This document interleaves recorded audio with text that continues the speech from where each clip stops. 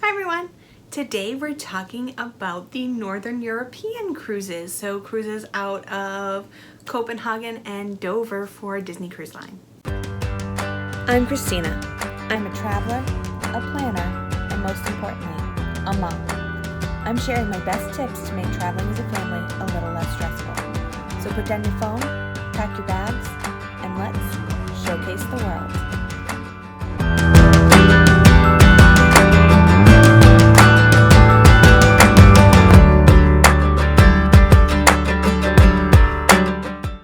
Like I said, we are talking about Northern European cruises today. We've already talked about Norwegian cruises, but there was so much I had to break them up into Norway, Northern Europe, and British Isles. So British Isles will be coming. Today we're talking about Northern Europe though. There are 3 itineraries. There's a 7-night, an 8-night, and an 11-night. So these change every year. The ports change every year, so I'm not super familiar with them. I do need to use my notes. There's only one sailing per itinerary, so it's not something that I'm booking constantly. I book them every now and then, but then they change by the time I make the next booking. So I do have to refer to my notes, but if you are interested in one of these cruises, I will be more than happy to talk about them with you, get a little bit more in depth, do a little bit more research, and make sure you have everything you need for your trip. So the first is a 7-night Northern Europe out of Copenhagen. You leave Copenhagen, you spend a day at sea, you visit Tallinn, Estonia, then you go to St. Petersburg, then Helsinki, Finland, then Stockholm, Sweden, then a day at sea before returning to Copenhagen. So it is a full itinerary with a lot of great destinations that I am dying to visit. Then you have the 8-night, it's also out of Copenhagen. It follows the same itinerary in reverse. So, and the extra night is spent in St. Petersburg. So it stays ported in St. Petersburg. You have 2 full days in St. Petersburg. That's the big difference.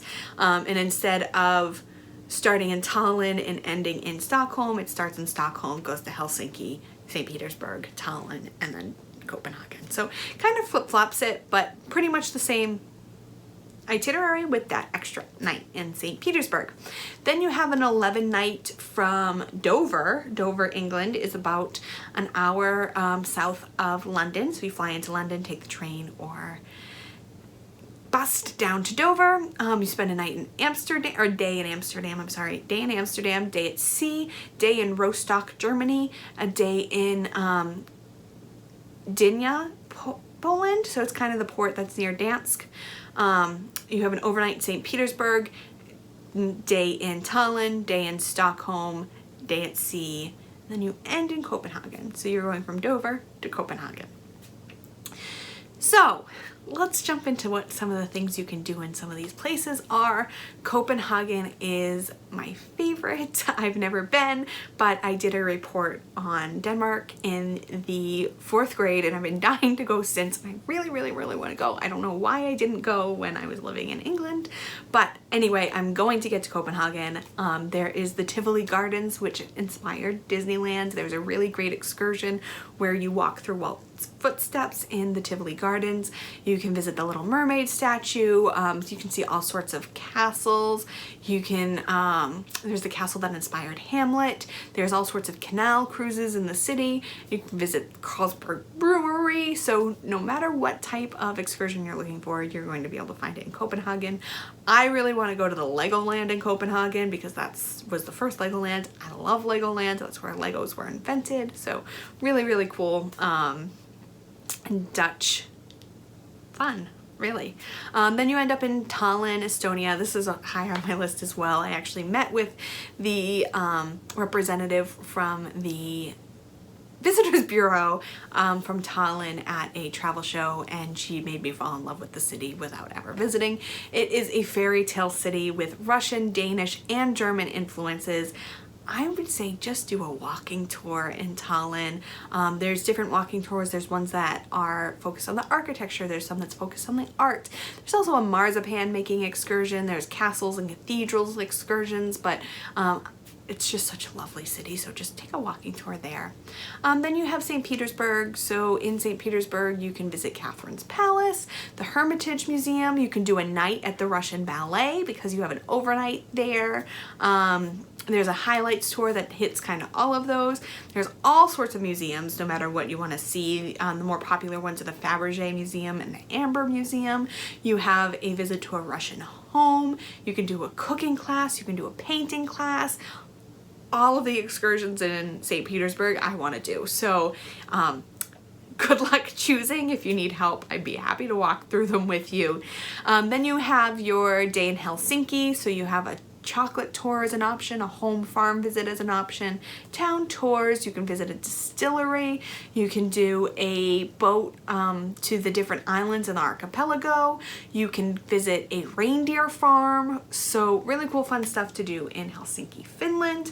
And then in Stockholm, Sweden, oh my goodness, in Stockholm, Sweden, there's a tour where you can visit Old City Hall and the Royal Palace. That'd probably be the ones that I would do.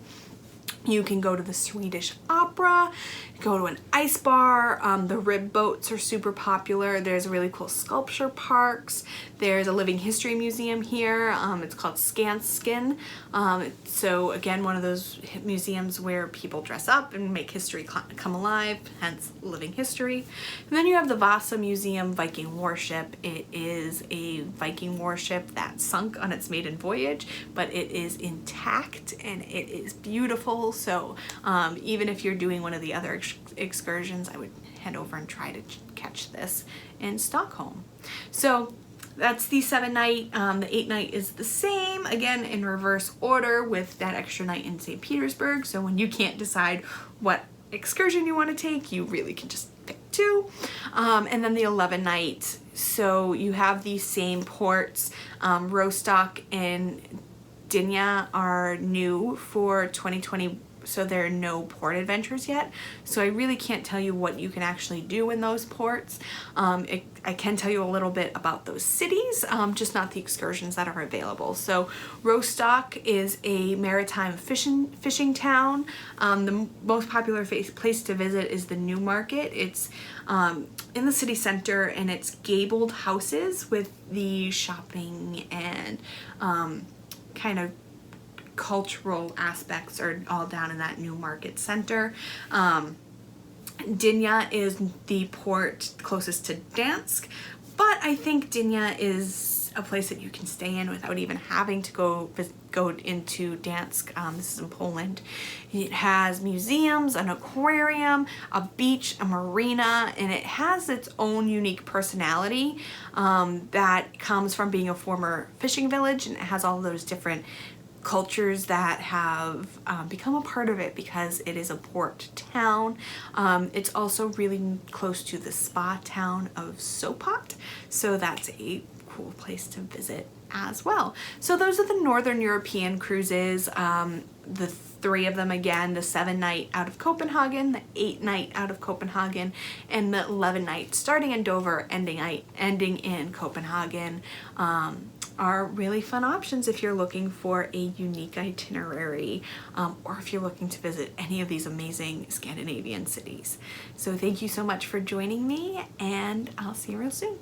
Need help planning your next family vacation? Visit us at showcasetheworld.com to request a quote or schedule a free vacation consultation. Want more great travel tips? You'll find those there too.